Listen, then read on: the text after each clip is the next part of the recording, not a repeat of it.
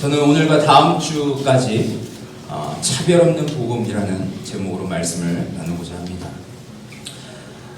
여러분은 마틴 루터 킹 목사님에 대해서 알고 계십니까? 이분은 1929년 1월 15일에 태어났고, 그리고 한평생 지독한 인종차별에 맞서 싸우다가 1968년 그의 나이 39살 때 테네시주 멤피스의 로레인 모텔 309호 바로 앞에서 제임스 얼 A가 쓴 총에 맞아서 그는 사망하게 됩니다. 순교하게 됩니다. 그는 왜 이러한 죽음을 당해야 했을까요? 그는 왜 짧은 인생을 살면서 세상에 저항하며 그에게 주신 재능과 은사와 에너지를 가지고 왜 이렇게 세상과 싸울 수밖에 없었는가? 그것은 세상을 변화시킬 수 있는 유일한 복음이 변질되기 때문이라고 많은 책들은 이야기를 하고 있습니다. 복음은 차별하지 말라고 하는데 세상이 그렇지 않으니까 그는 끝까지 하나님의 말씀을 힘입어서 세상과 싸웠던 것임을 이야기합니다. 그래서 자신의 목숨에 위협이 있다는 것을 알았지만 그래도 그는 끝까지 하나님께서 주신 진리의 말씀을 전하고 흑인과 백인은 차별될 사람들이 아니라 하나님 앞에서 동등한 존재임을 그렇게 말했던 것입니다. 그는 당시 인종차별이 극심했을 때 백인 성직자들이, 종교 지도자들이 하나같이 그에게 이렇게 이야기했습니다. 더 인내하고 기다려야 된다라고 말을 했습니다. 마치 그것이 하나님의 말인 것처럼 당신이 더 기대하고 인내해야 됩니다라고 이렇게 이야기를 했는데, 이 마틴 루터 킹 목사는 이렇게 이야기를 했습니다. 인종차별의 독화살에 맞아보지 않은 사람들의 입에서는 기다리라는 말이 쉽게 나올지 모릅니다. 하지만 악한 폭도가 당신들의 부모를 마음대로 죽이고 동기간을 기분 내키는 대로 익사시키는 것을 보았다면, 증오에 찬 경찰들이 당신의 흑인 형제자매를 욕하고 발길질하고 죽이기까지 하는 것을 보았다면, 2천만 흑인 형제의 대다수가 이 풍요로운 사회에서 가난이라는 답답한 우리에 갇혀 질식당하고 있는 것을 본다면, 당신들도 6살 배기 딸에게 텔레비전에 나오는 광고에 나오는 놀이공원에 갈 수 없는 이유를 대지 못해서 졸지에 혀가 굳고 말더듬이가 된다면, 흑인이라 놀이공원에 갈 수 없다는 말을 듣고 딸의 눈에 그렁그렁 맺히는 눈물을 본다면, 그 어린 마음에 벌써부터 열등감이라는 불길한 먹구름이 끼는 것을 본다면, 무의식 중에 백인에 대한 원망이 싹터 점점 성격이 삐뚤어지는 모습을 본다면, 계속해서 이렇게 얘기합니다. 당신들도 흑인이라는 사실 때문에 밤낮없이 불안과 초조에 떨어야 한다면, 언제 어떤 일이 닥칠지 몰라 늘 가시방석에 앉은 듯 살아가야 한다면, 안으로 두려움과 밖으로 억울함에 시달려야 한다면, 보잘것없는 존재라는 자괴감과 늘 싸워야 한다면, 그렇다면 왜 우리가 기다리기 힘든지 알 것입니다 라고 얘기했어요. 여러분, 이런 차별 대우를 받고 산다고 한번 생각해 보십시오. 여러분, 지금 우리가 또 우리의 자녀들이 그러한 차별을 받고 산다고 한번 생각해 보십시오. 이것이 얼마나 끔찍한 일입니까? 그런데 그는 거기서 그치지 않습니다. 그는 이 문제를 가지고 교회에 대해서 질타를 합니다. 교회에 대해서 성경을 왜곡하고 살아가는 그 수많은 교회를 향하여서 이런 의미심장한 이야기를 던집니다. 교회가 아주 강했던 때가 있습니다. 초대교회는 신앙 때문에 고난받기에 합당하게 여겨짐을 기뻐했습니다. 그때의 교회는 그저 여론의 뜻과 기준을 반사하는 온도계가 아니라, 잘 들으십시오, 사회 규범을 변화시키는 온도 조절기였습니다. 그러나 오늘의 교회는 이전과 달리 하나님의 심판이 머물러 있습니다. 초대교회의 희생 정신을 되찾지 않는다면 오늘의 교회는 진정성과 수많은 무리의 충절을 잃은 채 20세기와 무관한 무의미한 사교 집단으로 전락하게 될 것입니다. 여러분, 이 말은 1963년 버밍햄의 감옥에서 그가 외친 이야기입니다. 그런데 지금 우리는 여러분 어떤 모습으로 살고 있습니까? 지금 교회는 초대교회의 정신을 잃은 채 진정성과 충성심을 잃어버린 그런 사교 집단으로 전락하고 있지는 않습니까? 세상에 마땅히 전해야 할 진리를 말하고 세상에 사람들에게 올바른 길을 제시하고 어떻게 우리가 살아야 하는지 이 땅에 살아가는 인간이 마땅히 추구해야 되는 진리가 무엇인지를 말하기보다 오히려 세상과 연합해서 세상의 그 모든 가치관을 우리가 수용해서 교회가 변질되고 교회가 하지 말아야 할 말을 하고 교회가 차별을 하고 그런 모습으로 살아가고 있지는 않습니까? 그래서 교회 안에서 권력과 세상의 지위와 학연과 지연과 비도덕적인 행동들이 여전히 존재하는 그런 교회의 모습이 지금 한국교회의 모습이 아닌가라는 생각이 듭니다. 여러분 한번 생각해 보십시오. 정말 예수님께서 말씀하신 대로 사도들이 외친 그 복음이 우리의 삶의 뼛속까지 들어와서 스며 들어와서 여러분 그렇게 우리가 복음으로 살아가고 있습니까? 그래서 복음에 합당한 삶을 살기 위해서 오늘도 몸부림치면서 그렇게 여러분 살고 계십니까? 만약에 우리가 그렇지 않다면 우리는 오늘도 복음 앞에 다시 서야 된다라는 것입니다. 오늘 본문에는 바울은 진리를 왜곡하는 자를 향하여 이 세상을 향하여 이렇게 외칩니다. 예수 그리스도의 복음은 차별이 없느니라 라고 말하고 있습니다. 그런데 여러분 지금 에베소서가 쓰여졌을 때 유대인들은 어땠습니까? 하나님께서 그들을 하나님의 백성으로 선택해 주셨습니다. 그런데 그들은 그것이 특권이나 그것이 편애로 착각해서 결국 이교도들을 이방인들을 개취급하는 그런 끔찍한 모습을 갖고 살게 되는 것을 보게 됩니다. 그래서 윌리엄 마클레이라는 사람은 그의 글에서 이렇게 이야기를 했습니다. 두 공동체 간의 소외와 유대인들이 여전히 이방인에 대해서 적대감을 가지고 있는 부분들을 이렇게 묘사했습니다.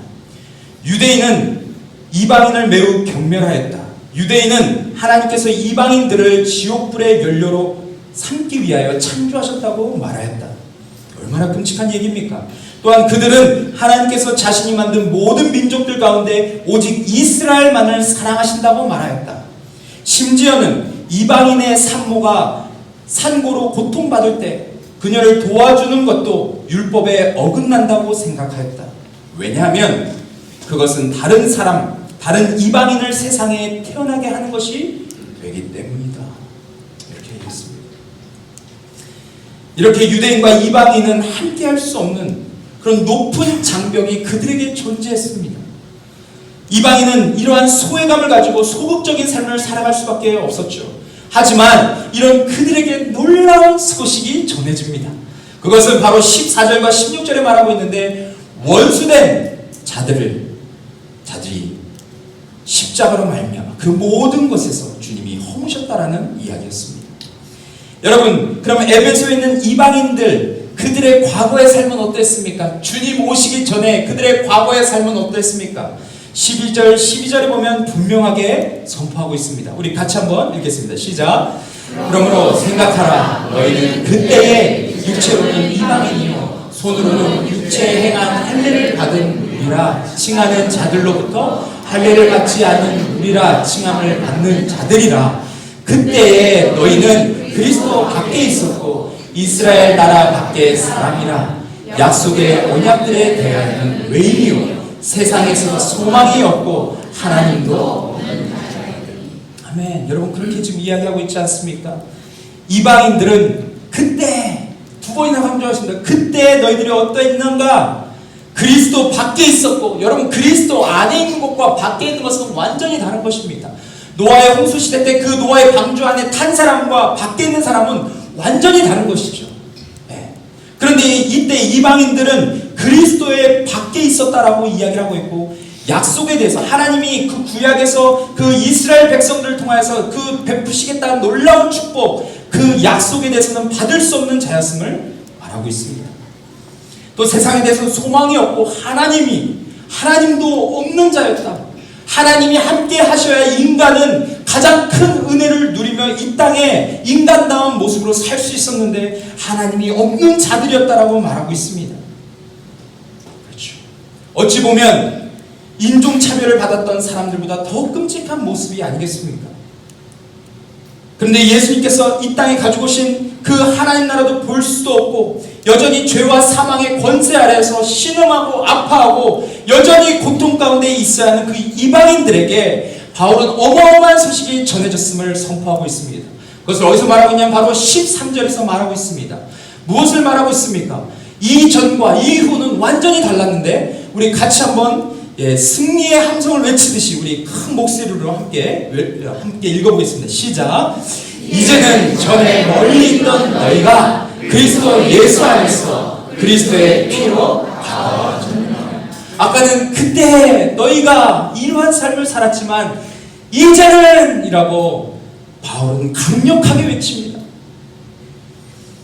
이것은 어찌 보면 영적인 눈이 닫혀있던 이방인들에게 꼭 말해주고 싶었던 기쁜 소식이 아니었겠습니까? 또한 인종과 지역의 문제로 낙심해 있던 그들의 심장을 다시 뛰게 하는 그런 놀라운 소식이었음을 우리는 알 수 있습니다. 그것은 무엇입니까? 바로 예수 그리스도께서 십자가를 통해 이루신 일임을 이야기하고 있습니다. 얼마 전에 예수님께서 십자가에서 정말 짐승보다 못한 모습으로 죽으시고 아무런 힘도 쓰지 못하고 죽으셨는데, 또한 신명기 21장 23절의 말씀처럼 그분은 나무에 달려 저주를 받았다라는 그 말 때문에 유대인들은 그가 하나님의 아들일 수 없다, 그가 메시아일 수 없다라고 생각했지만 예수님은 십자가에서 하나님의 저주를 받으사 그것으로 끝난 것이 아니라 우리를 위해서 위대한 일을 그 십자가에서 이루셨음을 바울은 선포하고 있는 것입니다. 지금 유대인과 이방인 이들에게 이 전해지는 놀라운 소식은, 복음은 무엇입니까? 오늘 세 가지로 나눌 텐데 첫 번째는 이제 화평케 되었다라는 선포입니다. 여러분, 화평하다는 것은 무슨 뜻입니까? 평화롭고 화목하게 되었다라고 이야기합니다. 오늘 바울은 13절에서 이것을 이야기합니다. 예수님의 십자가 죽으심과 그분이 흘리신 피로 인해서 어떠한 일이 일어났는가를 계속 강조합니다. 그가 강조하고 있는 것은 무엇입니까? 여기서 멀리 있던 너희가 라는 것입니다. 여기서 너희는 누구를 가리키고 있습니까? 그것은 바로 이방인, 지금 우리를 말하고 있는 것입니다. 우리도 이방인이지 않습니까? 우리를 가리켜서 멀리 있던 너희라고 이렇게 말하고 있는 것입니다. 이 멀리 있던 이방인은 하나님의 은혜로부터 멀리 떨어진 자였고 그리스도 밖에 있었고 하나님의 약속과 상관없는 자들이었습니다. 하지만 이제는 그들이 하나님과 또한 유대인과 가까워졌음을 지금 본문 말씀은 밝히고 있는 것이죠. 원수였던, 전혀 하나님과 함께할 수 없고 전혀 화평할 수 없는 우리가 어떻게 이러한 은혜를 누리게 되었습니까? 그것은 예수님께서 그 둘을 화평케 하셨기 때문이다라고 말하고 있습니다. 예수님께서 십자가에 흘리신 그 보혈, 그 피가 유대인과 이방인 모든 사람의 죄를 해결했다라는 것을 말하는 것이죠. 모든 사람이 걱정하는 것, 모든 사람이 가장 두려워하는 것은 그 죄의 문제를 어떻게 해결하느냐라는 것입니다. 근데 그것을 예수님께서 단번에 십자가에 자신의 몸을 들이셔서 우리의 모든 죄, 영원한 죄를 해결하셨다 라는 그 진리를 선포하고 있는 것이죠. 그래서 누구든지 예수님을 믿는 자는 그리스도 안에 들어가 이 은혜를 누리게 되었음을 지금 선포하고 있습니다. 여러분, 근데 여기서 그리스도 안에라는 이 단어에 우리는 주목해야 합니다. 영어로는 in Christ라고 말하고 헬라어는 en Christos라고 말하는데 이것을 바울은 계속해서 바울서신에서 강조하고 있습니다. 그리스도 안에 있다는 것은 어떤 뜻을 가지고 있습니까? 그리스도와의 인격적인 연합을 말하는 것입니다. 우리가 주님 안에서 내가 내 인생의 주인 노릇하며 살았던 내가 이제 진정한 주인을 만났을 때 이제 나의 죄를 회개하고 이제 진짜 만왕의 왕이시며 만주의 주이시며 십자가에서 죽으시고 부활하신 그 하나님의 아들을 내 삶의 주인으로 받아들이는 것, 이것을 우리가 입으로 고백하고 예수님께서 십자가에 죽으셨을 때 나도 함께 연합해서 죽었음을 선포할 때 우리는 그리스도 안에 머무는 자가 되었음을 말하고 있는 것이죠. 여러분, 고린도서 5장 17절에서 놀라운 진리를 선포하고 있지 않습니까? 우리 같이 한번 읽겠습니다. 시작. 그런즉 누구든지 그리스도 안에 있으면 새로운 피조물이라 이전 것은 지나갔으니 보라 새 것이 되었도다. 아멘. 그렇습니다. 여러분, 여기서 강조하고 있는 것은 누구든지라는 말입니다. 누구든지 어떠한 죄를 지었든지 어떠한 혈통에서 태어났든지 금수저든지 나무수저라든지 그거 상관없이 예수님을 영접하고 그리스도 안에 있으면 새로운 피조물이다. 영어로 new creation, 새로운 창조물이라고 그렇게 말하는 것입니다. 우리의 모습엔 달라진 것이 없지만 우리가 예수 그리스도를 영접하고 회개하고 그분을 내 마음 가운데 모시면 우리가 이제 새 것이 되었다라고 선포하는 것이죠. 또한 골로새서 1장 20절에서는 이렇게 선포하고 있습니다. 우리 같이 한번 읽겠습니다. 시작. 그의 십자가의 피로 화평을 이루사 만물 곧 땅에 있는 것들이나 하늘에 있는 것들이 그로 말미암아 자기와 화목하게 되기를 기뻐하심이라. 아멘. 여러분, 이것은 십자가를 통해서 완전한 회복을 선포하고 있는 부분입니다.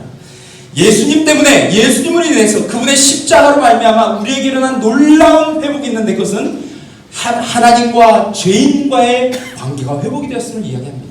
또한 사람과 사람과의 관계가 회복되었음을 말하는 것이죠.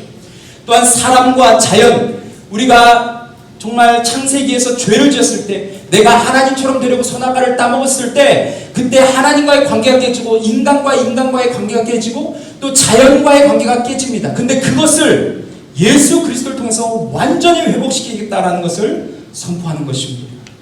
진정한 화평이 일어났음을 말하는 것입니다. 그러면서 15절에서 무엇을 말하고 있습니까? 법조문으로 된 계명의 율법을 또한 폐하셨다라고 말하고 있습니다. 이는 이 둘로 자신 안에서 한 세 사람을 지어 화평하게 하시고라고 이야기를 하고 있습니다. 여러분, 여기에서 우리가 기억할 것은 무엇입니까? 예수님께서 율법을 왜 폐하셔야만 했느냐라는 것입니다. 이 당시에 유대인들은, 종교 지도자들은 613개나 되는 그 율법을 지키며 살았습니다. 얼마나 힘들었겠습니까? 매일매일 그 율법을 지키며 사는 것이 얼마나 고됐겠습니까? 그런데 인간의 노력으로는 그 율법을 다 지킬 수 없는 것이죠.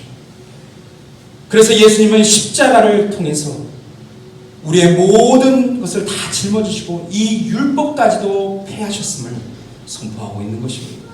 예전에는 율법으로 의로워질 수 있다고 믿었다면 이제는 아니다라는 것이죠. 여러분, 지금도 우리가 그런 모습을 살고 있지 않습니까? 우리가 율법을 지키면, 우리가 선한 삶을 살면 우리가 의로워질 거야, 구원받을 거야 라고 그렇게 생각하시는 분이 계시지 않습니까? 근데 여러분, 너무나도 안타까운 것은 그렇게 해서 우리가 의로워질 수 없고 구원받을 수 없다라는 것입니다. 예전에 김수환 추기경이 돌아가실 때 그분에게 기자가 찾아가서 이렇게 얘기했습니다. 김수환 추기경이 어떻게 하면 구원에 이를 수 있습니까? 그 비밀을 알려주십시오 라고 말했을 때 김수환 추기경이 선한 일을 하면 구원받는다라고 얘기했습니다. 그는 선한 일로 구원받을 수 없다는 것을 알고 있었지만 마지막까지 그렇게 이야기했습니다. 여러분들, 우리가 잘 생각해 보십시오.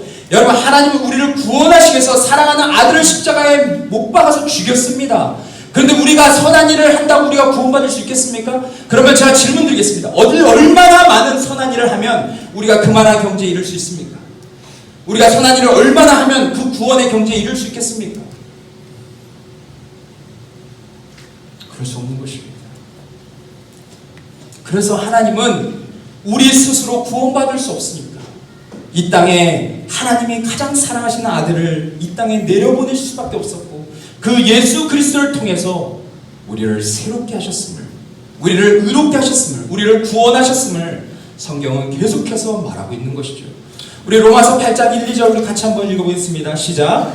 그러므로 이제 그리스도 예수 안에 있는 자에게는 결코 정죄함이 없나니 이는 그리스도 예수 안에 있는 생명의 성령의 법이 죄와 사망의 법에서 너를 해방하였습니다. 여러분, 이 사실을 믿으십니까?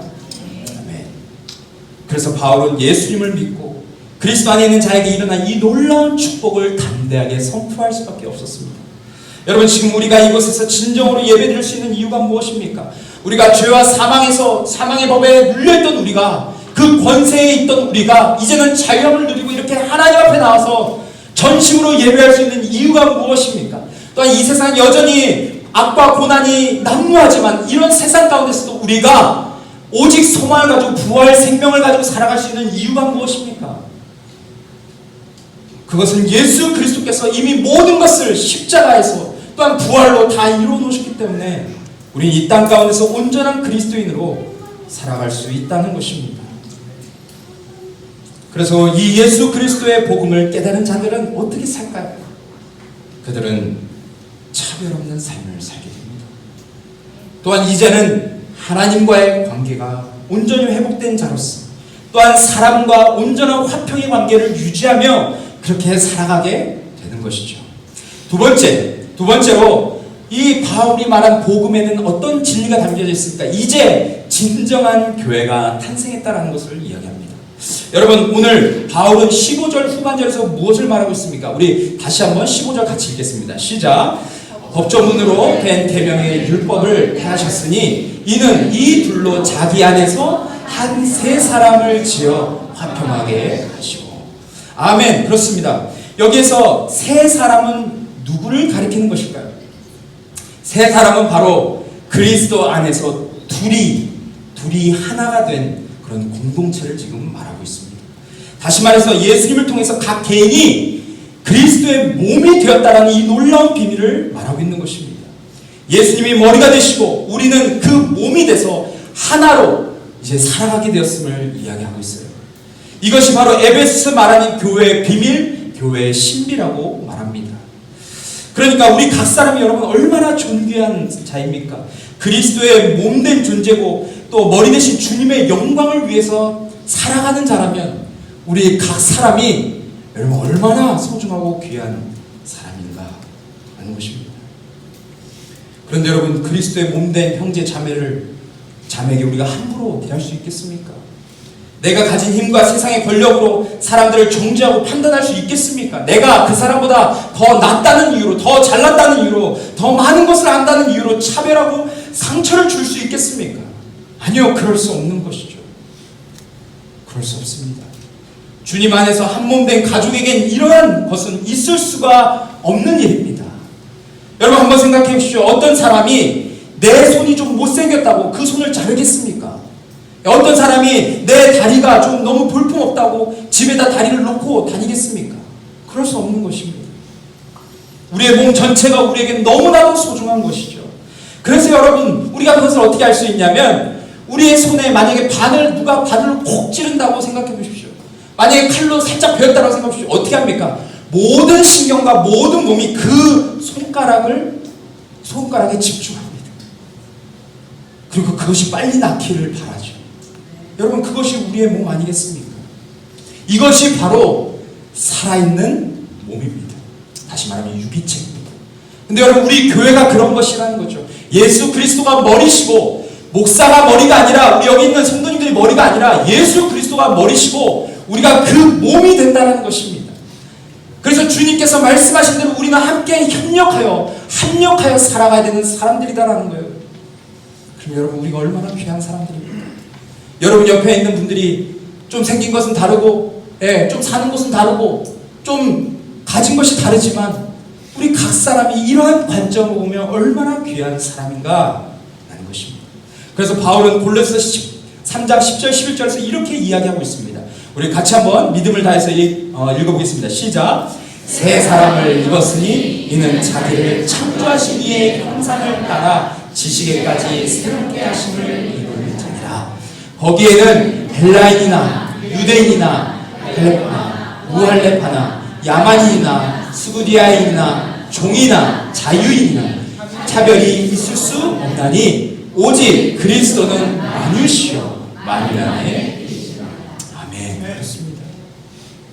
새 사람을 입은 공동체, 교회 안에서는 차별이 있을 수 없는 것입니다. 이것이 바로 복음으로 변화된 공동체에 당연히 나타나야 하는 모습입니다. 저는 예수 그리스도의 생명으로 새롭게 변화된 공동체를 꿈꿉니다. 저는 이곳에 오기 전부터 그러한 교회를 위해서 기도했고 또 하나님의 부르심에 이곳에 왔을 때 계속적으로 우리 중보기도팀과 계속적으로 기도했습니다. 하나님 우리 교회가 주님이 원하시는 교회가 되게 하십시오. 하나님 이곳에 생명력이 넘치는 교회가 되게 하십시오. 하나님 이곳에 새로운 사람들이 와서 예수 그리스도를 믿고 거듭나고 하나님의 백성답게 살아가는 그 모습을 하나님 우리 교회가 보게 하여 주십시오. 그렇게 계속적으로 기도했습니다. 좀 더 쉽게 얘기하면 어떤 교회를 제가 꿈꿨냐면 매주와 같은 교회를 저는 꿈꾸며 사역을 하고 있어요. 여러분 매주와 같은 교회라고 하면 어떤 생각이 드십니까? 냄새나고 그런 교회라고 생각하십니까? 그런 것과 전혀 다른 것이죠. 근데 여러분 이 매주 같은 교회를 이해하려면 그 반대에 해당하는 교회를 좀 살펴봐야 합니다. 그 반대되는 교회는 어떤 교회입니까? 콩자루 교회입니다. 콩자루 교회의 특징은 여러분 콩자루 안에 콩은 어떻습니까? 딱딱합니다. 딱딱합니다. 딱딱한 껍질로 되어 있습니다. 그래서 그 자를 누군가 쏟으면 어떻게 됩니까? 팍 하고 자신들이 가고 싶은 대로 쫙 터집니다. 물론 쓰러질 때 쫙 터질 때는 멋있어 보이지만 그것을 치울 때는 엄청 힘들다는 것을 우리가 알고 있죠. 예, 그것이 바로 콩자루 교회의 모습입니다. 다시 말하면 예수님을 믿는다고 말하지만 교회에 왔다가 예배만 드리고 흩어지는 교회인 것이죠. 주님, 우리가 예수 그리스도 안에서 한 몸을 이루기를 원하시고 그곳에서 서로 사랑을 나누고 은혜를 나누고 또 어려움과 아픔을, 상처를 나누는 그런 교회로 우리 교회를 부르셨는데 자신의 이익을 위해서만 교회를 다닌다는 것입니다.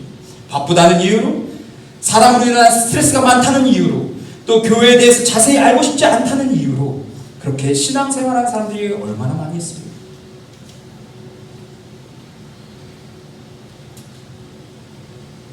그런데 매주와 같은 교회는 여러분 다릅니다.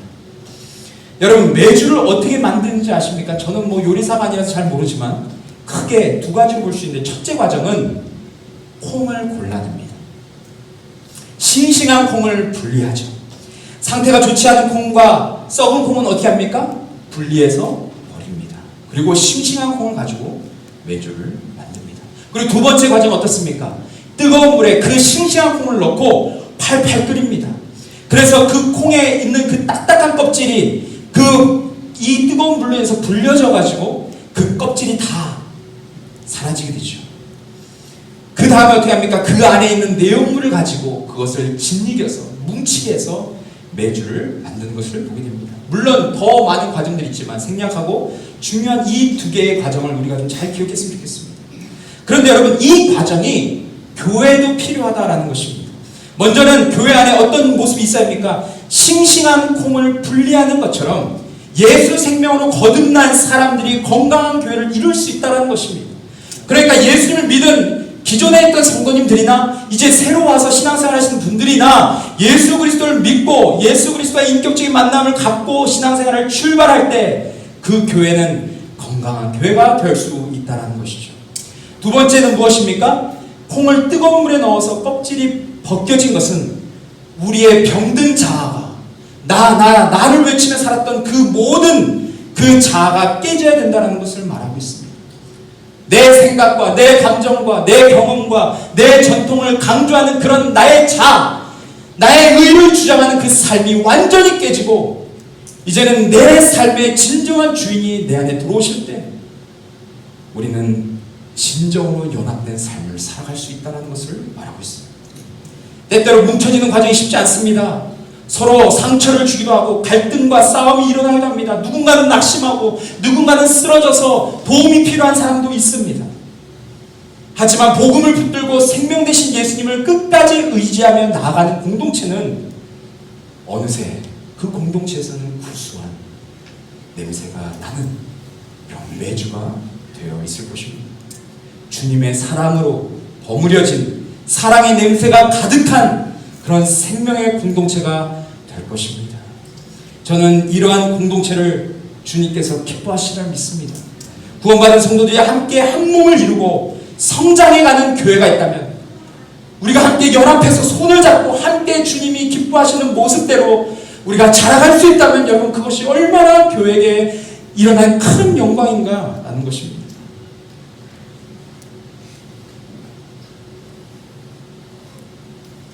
그런데 이러한 놀라운 공동체를 우리가 경험할 수 있도록 주님은 모든 것을 다 이루어놓으셨어요. 이 땅에서도 천국의 기쁨을 맛보도록 교회라는 생명의 공동체를 주셨다는 것이죠. 여러분, 근데 이보다 더 좋은 소식이 있겠습니까? 마지막 세 번째로 이제 하나님께 나아갈 수 있게 되었음을 바울은 강력하게 외치고 있습니다. 여러분, 우리 18절 우리 같이 한번 읽겠습니다. 시작. 한 성령 안에서 아버지께 나아감을 얻게 하려 하심이라. 아멘. 그렇습니다. 여러분, 이 엄청난 진리를 지금 바울이 선포하고 있습니다. 그것은 이제 십자가의 능력으로 말미암아 유대인과 이방인이 화평케 되었다는 것을 이야기하죠. 그리고 이제는 한 성령 안에서 하나님께서 우리 안에 주신 그 성령님으로 말미암아 우리가 이제 함께 연합하여 아버지께 나아갈 수 있게 되었음을 말하고 있어요. 여기에서 우리가 정말 주목해서 봐야 할 것은 무엇이냐면 하나됨의 목적입니다. 여러분, 이방인과 유대인이 하나 되어야 되는 목적이 무엇입니까? 여기 교회 안에 있는 성도님들이 하나 되어야 되는 목적이 무엇입니까? 그것을 여기서 분명히 말하고 있는데, 유대인과 이방인, 그리고 이 땅을 살아가는 각기 다른 사람들이 하나 되어야 되는 목적은 바로 우리가, 교회가 하나 될 때 아버지께 나아갈 수 있기 때문이다라고 말하고 있습니다. 그래서 성령님은 우리가 하나 되기를 진정 원하시는 것이죠. 우리의 모습이 다르지만 우리가 진짜 주님 안에서 주님의 사랑으로 우리의 모든 자아가 깨지고 허물어지고 나의 이기심이 사라지고 그 안에서 진정으로 하나 된 연합을 기대하는 것입니다. 그런데 여러분, 만약 우리가 화목하지 않다면 어떻게 될까요? 형제 자매가 화목하지 않고 여러분 하나님께 나아갈 수 있는 길이 있을까요? 어떤 분이 네라고 이야기할 수 있겠지만 말씀에서 그렇게 이야기하고 있지 않습니다. 우리가 화목하지 않으면 하나님께 나아갈 수 있는 길이 닫힌다는 것을 이야기해요. 제가 말씀드리는 것이 아니라 주님께서 그렇게 말씀하십니다. 제가 그래서 말씀을 좀 찾아서 우리 함께 좀 읽겠습니다. 자, 마태복음 5장 23절 우리 같이 한번 내용을 잘 생각하시면서 24절까지 읽겠습니다. 시작. 그러므로 예물을 제단에 드리려다가 거기서 내 형제에게 원망들을 만한 일이 생각나거든 예물을 제단 앞에 두고 먼저 가서 형제와 화목하고 그 후에 와서 예물을 드리라 라고 말하고 있습니다. 여러분, 우리는 이 부분에 대해서 소홀히 여길 수 있습니다. 하지만 하나님은 분명히 말씀하십니다. 하나님의 자녀들이 화목과 연합을 이룬 다음에 하나님 앞에 진정으로 예배할 수 있다. 하나님 앞에 온전한 예배자로 설 수 있다라고 주님이 말씀하셨습니다.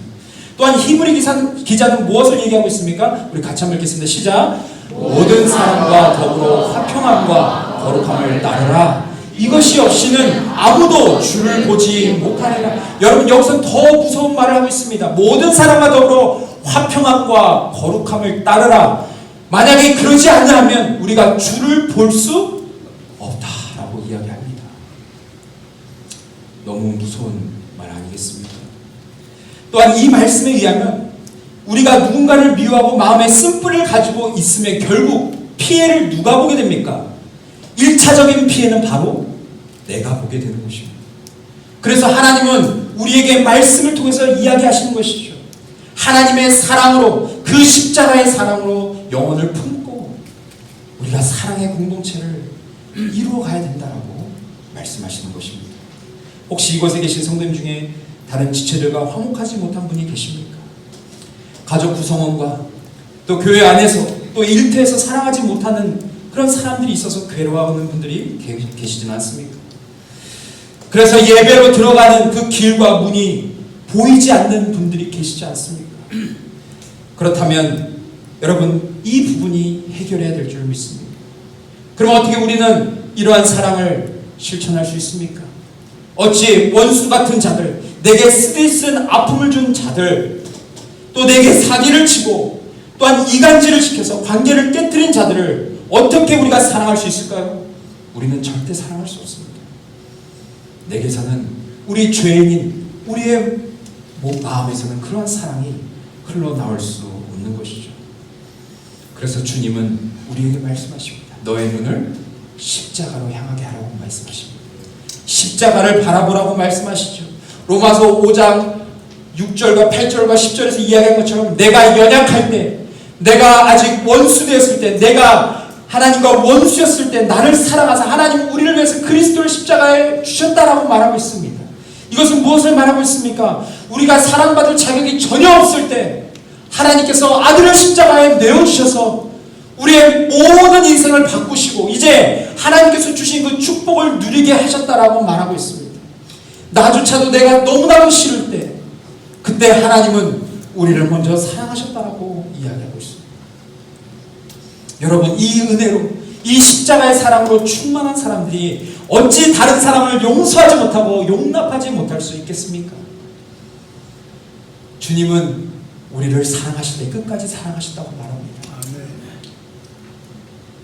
그런데 여러분, 우리가 그 사랑을 우리 마음에 품게 되면 우리도 주님과 똑같은 사랑을 할 수는 없겠지만 우리도 그러한 사랑이 우리의 삶에서 흘러나오게 될 것을 믿습니다.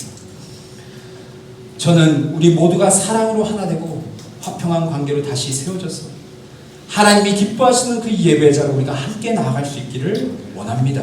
나의 가정, 교회 공동체, 또한 세상에 있는 수많은 교회들, 그런 교회들을 품고 함께 하나님의 나라를 세워가는 교회, 그런 교회가 함께 세워가는 교회가 되기를 진정으로 원합니다. 저는 결론적으로 제가 다른 교단 목사님이시지만 정말 존경하고 사랑하는 목사님이 있습니다. 그 목사님 바로 오카는 목사님입니다. 이분은 2010년 9월 2일에 소천하셨는데 그분의 그 죽음 앞에 수많은 영적 지도자들과 수많은 성도들이 애도하고 마음 아파했습니다. 정말 귀한 목사님인데 좀 더 사역하셔야 되는데, 한국교회를 좀 더 일하셔야 되는데 너무 귀한 분을 하나님이 부르셨다고 많이 슬퍼했습니다. 그런데 제가 예전 신학교 다닐 때 한 집회에 참석했는데 그때 오카노 목사님께서 그런 말씀하셨습니다. 나는 제자 훈련을 통해서, 제자 사역을 통해서 하나님께서 부흥을 경험하게 해주셨다. 그래서 그 사역이 참 나에게 맞고 그것을 잘했다라고 그런 마음이 들었다는 것입니다. 하지만 어느 순간 나의 모든 사역이 헛된 것이었다라고 생각하는 그런 일이 벌어졌던 것이죠. 내 사역, 내가 지금까지 했던 사역이 잘못된 것인가라는 그런 의심이 들었던 그런 사건이 일어났음을 이야기합니다. 그것은 바로 그분이 섬기셨던 그 교회에서 이제 장로 한 분을 세우실 때 이 목사님께서 너무나도 신실하고 누가 보지 않아도 항상 하나님의 영광을 위해서 굳은 일을 맡아하고 성도를 잘 섬기고 정말 신실하게 그렇게 살아가는 한 형제를 그 장로 모임에서 추천을 했는데, 놀라운 것은 장로들이 그 사람은 안 된다라는 이야기를 했다는 것입니다. 그래서 그 이유를 좀 듣기를 원해서 물어봤더니 나중에 전해 들은 소식은 그 장로로 추천된 사람의 직업이 그렇게 좋은 직업이 아니었기 때문에 장로로 세울 수가 없다라고 이야기를 했다는 것이죠. 그 말을 듣고 목사님은 오랜 시간 자신이 사역해왔던 것을 다시 돌아보게 되었다라고 얘기했습니다. 복음은 차별이 없는 것인데 교회 안에 누구나 하나님 앞에 쓰임받을 수 있고 누구나 하나님 앞에 영광 돌릴 수 있는데, 내가 지금까지 제자 사역을 잘해왔다고 생각했지만 그러한 문제에 봉착하니까 내가 복음을 잘못 전했는가? 내가 제자 사역을 잘못했는가? 교회 덩어리는 크지만 정말 하나님께서 기뻐하시는 사람이 이곳에 있는가라는 그런 마음이 들었다라고 이야기를 했습니다. 여러분, 그러한 위대한 목사님도 그러한 생각을 하셨다. 우리 안에도 여러분 이러한 마음이 있어야 되지 않겠습니까? 정말 나는 복음 앞에 제대로 서 있는가? 나는 정말 그 복음으로 살아내고 있는가? 나는 지금 내 옆에 있는 형제 자매를 차별하지 않고 그들을 진심으로 주님이 나를 사랑하신 것처럼 사랑하며 섬기며 그렇게 살고 있는가? 우리 자신을 돌아봤으면 좋겠습니다. 여러분, 지금 우리 교회는 어떻습니까? 세상의 가치관을 쫓는 게 아니라 성경이 말하는 대로 그렇게 변화되려고 노력하고 있습니까? 주님께서 십자가를 통해서 이루신 그 일을 믿고 성령님께 날마다 믿음으로 순종하며 우리는 나아가고 있습니다. 어떠한 사람이라 할지라도 하나님께서 사랑하시는 영혼이라고 한다면 그 사람을 귀하게 여기고 정말 그 영혼을 위해서 사랑과 섬김의 도를 실현하며 그렇게 우리는 살고 있습니까? 성도의 귀함을 알고 그들의 아픔을 함께 아파하고 정말 함께 눈물로써 함께 위로하고 세워줄 수 있는 그런 교제가 우리 교회 안에 정말 있습니까? 저는 오늘 이 말씀에 우리 모두가 반응할 수 있기를 원합니다. 차별이 없는 복음, 주 예수 그리스도의 복음 앞에 우리의 자아를 내려놓고 정말 이 말씀으로 우리가 다시 한번 세워줄 수 있기를 진정 원합니다. 그럴 때 우리는 변화된 그 한 분 한 분을 통해서 주님이 기뻐하시는 건강한 교회를 볼 수 있게 될 것입니다. 우리 지금 함께 찬양하면서 오늘 주님이 주신 말씀한테 반응하는 시간을 갖기 원합니다.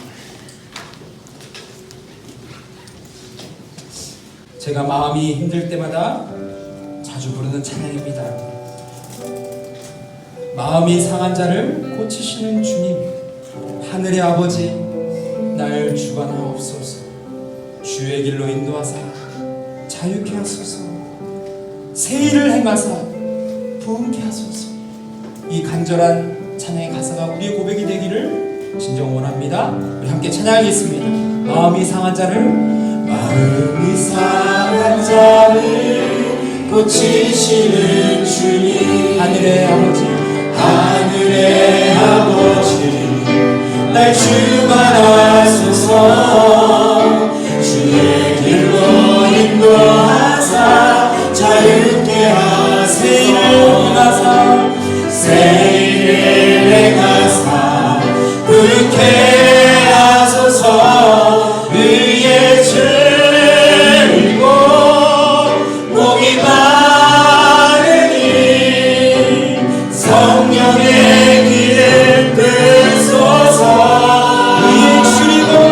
의의 줄이고 목이 마르니 내 잔을 채워주소. 다시 한번 찬양합니다. 성령으로 채우사.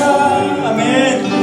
성령으로 채우사 주 보게 하소서. 주의 임재 속에 은혜하게 하소서. 주의 임재 속에 은혜하게 하소서.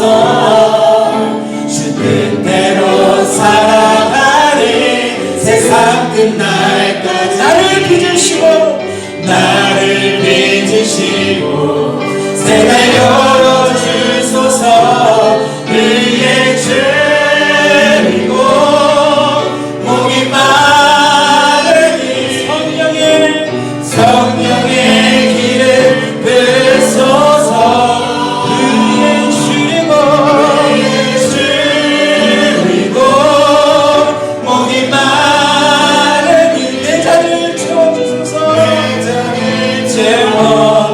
다시 한번 찬양합니다. 의의 줄이고 의의 줄이고 목이 마르니 성령의 기름을 부어주소서.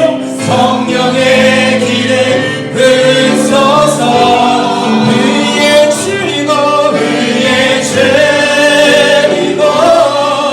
목이 마르니 내 잔을 채워주소서.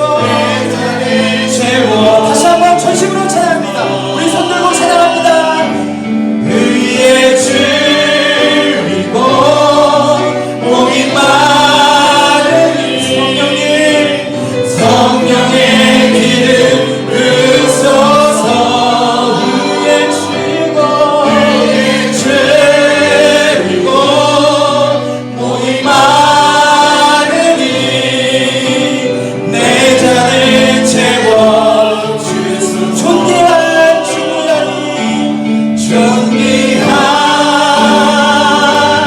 주보혈이 내 영을 새롭게 하시는 존귀한 주보혈이 내 영을 새롭게. 다시 한번 전심으로 찬양합니다. 존귀한 주보혈이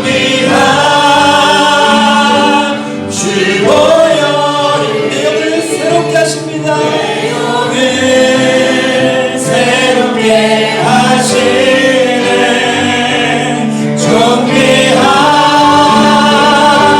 주보혈이 내 영을 새롭게. 여러분과 함께 찬양했습니다. 존귀한 주보혈이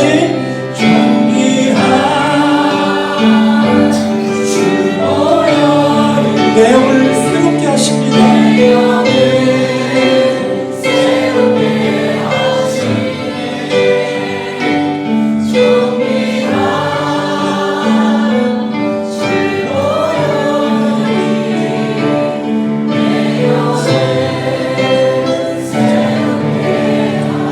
시간을 반주나갈 때 함께 주 앞에 기도하며 나갔으면 좋겠습니다.